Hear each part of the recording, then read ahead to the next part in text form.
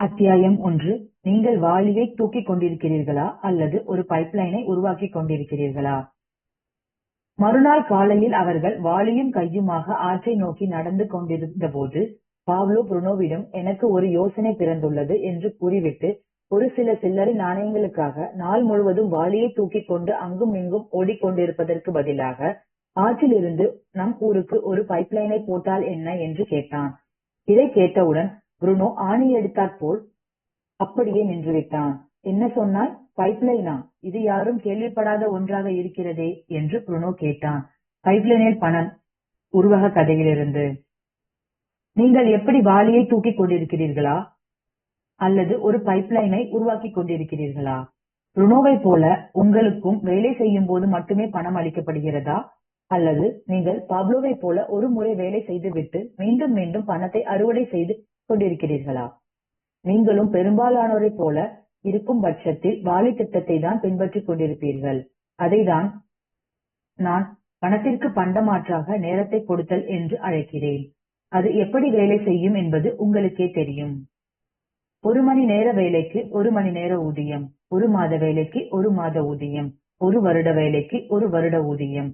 இந்த பல்லவிதான் எனக்கு தெரியுமே என்கிறீர்களா? இதில் உள்ள ஒரு சிக்கல் என்னவென்றால், நீங்கள் வாளியை தூக்குவதை நிறுத்தியதும் பணம் வருவது நின்றுவிடும். அதாவது பாதுகாப்பான வேலை அல்லது கனவு வேலை என்பதெல்லாம் வெறும் மாயை என்று இதற்கு பொருள். வாளியை தூக்கிக் கொண்டு திரிவதில் உள்ள பிரச்சனை அது தற்காலிகமானது என்பதுதான். புருனோ ஒரு நாள் காலையில் எழுந்திருக்கும் போது அவனுக்கு முதுகு பிடிப்பு ஏற்பட்டிருந்து அவன் அன்று வேலைக்கு செல்லவில்லை என்றால் அன்று அவன் எவ்வளவு சம்பாதித்திருப்பான்? 0.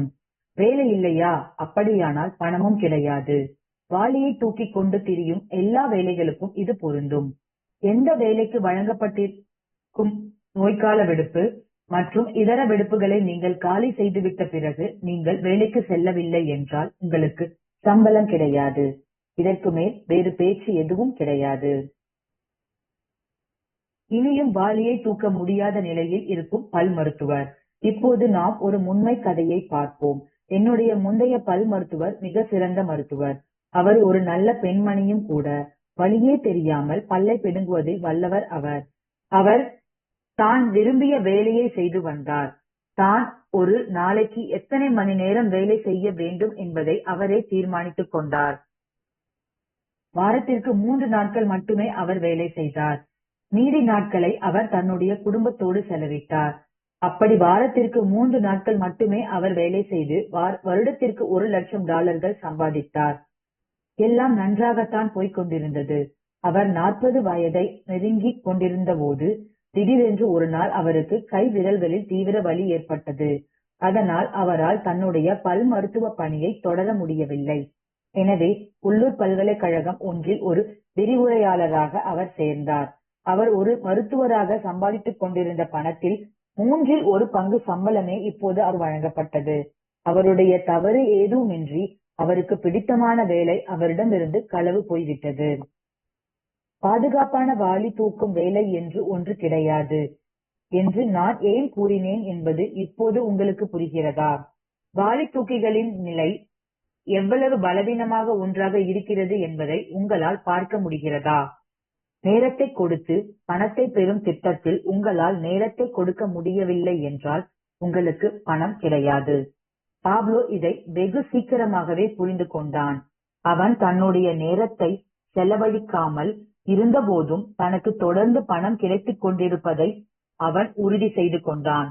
வாளி தூக்கி திரிவதில் பாதுகாப்பு எதுவும் கிடையாது என்பதையும், பைப்லைன் தான் தன்னுடைய வாழ்வாதாரம் என்பதையும் அவன் புரிந்து வைத்திருந்தான். உங்களால் நேரத்தை கொடுக்க முடியவில்லை என்றால் என்னவாகும்? நாளையே உங்களுடைய வருவாய் நின்றுவிட்டால் என்னவாகும்? திடீரென்று உங்களுக்கு வேலை பறிபோய்விட்டால் நீங்கள் என்ன செய்வீர்கள்? நீங்கள் திடீரென்று நோய்வாய்ப்பட்டாலோ அல்லது ஊனம் ஏற்பட்டாலோ நீங்கள் அதுவரை தூக்கி திரிந்து கொண்டிருந்த வாளியை உங்களால் தூக்க முடியாமல் போய்விட்டால் என்னவாகும்? எதிர்பாராத விதமாக ஏற்பட்ட பெரும் மருத்துவ செலவு உங்களுடைய சேமிப்பு முழுவதையும் காலி செய்துவிட்டால் என்னவாகும்? நாளையே உங்களுடைய வருவாய் நின்றுவிட்டால் உங்களால் எவ்வளவு நாட்களுக்கு தாக்கு பிடிக்க முடியும்? உங்களுடைய கடன் தவணைகளை உங்களால் கட்ட முடியுமா? உங்களால் உங்கள் குழந்தைகளின் பள்ளி கட்டணத்தை செலுத்த முடியுமா? உங்களுடைய சேமிப்பு எவ்வளவு காலம் தாக்குப்பிடிக்கும்? 6 மாதங்கள், 3 மாதங்கள், 3 வாரங்கள்? எதிர்பாரா அசம்பாவிதம் ஏதேனும் உங்கள் வாழ்க்கையில் திடீரென்று ஏற்பட்டால் உங்களையும் உங்கள் குடும்பத்தையும் பாதுகாக்க உங்களிடம் ஏதாவது வாழ்வாதாரம் இருக்கிறதா? அல்லது உங்களுக்கு வருவாய் தேவைப்பட்டுக் கொண்டிருக்கும் காலம் முழுவதும் வாளிகளை சுமந்து திரியும் வேலை தொடர்ந்து நீடித்துக் கொண்டிருக்கும் என்று நீங்கள் கனவு கண்டு கொண்டிருக்கிறீர்களா? நீங்கள் குப்பை கூட்டிக் கொண்டிருந்தாலும் சரி, அல்லது ஓர் அலுவலகத்தில் பணியாற்றிக் கொண்டிருந்தாலும் சரி, ஒரு குறிப்பிட்ட கால அளவிற்கு ஒரு குறிப்பிட்ட பணத்தை நீங்கள் பெற்றுக் கொண்டிருக்கிறீர்கள், அவ்வளவுதான். அதில் பாதுகாப்பு எப்படி இருக்கும்? நீங்கள் விளையாடிக் கொண்டிருக்கும் போதும் கூட உங்களுக்கு பைப்லைன் உங்களுக்கு பணத்தை கொடுக்கும். மேம்பட்ட வழி ஏதாவது இருக்க வேண்டும் என்று பாப்லோ யோசித்தது போல மேம்பட்ட வழி ஒன்று உண்மையிலேயே இருக்கிறது. அதுதான் பைப்லைனில் பணம், உபரி வருமானம். நீங்கள் உங்கள் நேரத்தை அதற்காக செலவழிக்கிறீர்களோ இல்லையோ, அந்த வருமானம் தொடர்ந்து வந்து கொண்டே இருக்கும். உண்மையான பொருளாதார பாதுகாப்பு வேண்டுமென்றால் அதற்கு ஒரே வழி பாப்லோ செய்ததைப் போல வாளியை தூக்கிக் கொண்டு திரியும் போதே பைப்லைனை போடுவதுதான். பணத்திற்கு நேரத்தை பண்டமாற்றாக அளிக்கும் சூழலுக்குள்ளிருந்து தப்பிக்க உதவுவதால் பைப்லைன்கள் உண்மையிலேயே வாழ்வாதாரங்கள் தான். ஒரு பைப்லைனை நீங்கள் ஒரு முறை உருவாக்கிவிட்டால் அது தொடர்ந்து பணத்தை கொட்டிக் கொண்டிருக்கும். உங்களுடைய பைப்லைன் ஆண்டு முழுவதும் ஓய்வு ஒளிச்சலின்றி உழைத்துக் கொண்டே இருக்கும். நீங்கள் விளையாடிக் கொண்டிருக்கும் போதும், நீங்கள் உறங்கிக் கொண்டிருக்கும் போதும், நீங்கள் நோய்வாய்ப்பட்டிருக்கும் போதும், நீங்கள் ஓய்வு பெற்ற பிறகும் அது இயங்கிக் கொண்டே இருக்கும். அதுதான் உபரி வருமானத்தின் அபார சக்தி. அதனால்தான் நான் பைப்லைன்களை வாழ்வாதாரங்கள் என்று அழைக்கிறேன். பைப்லைன்கள் வாழ்வாதாரங்கள், உபரி வருமானம்.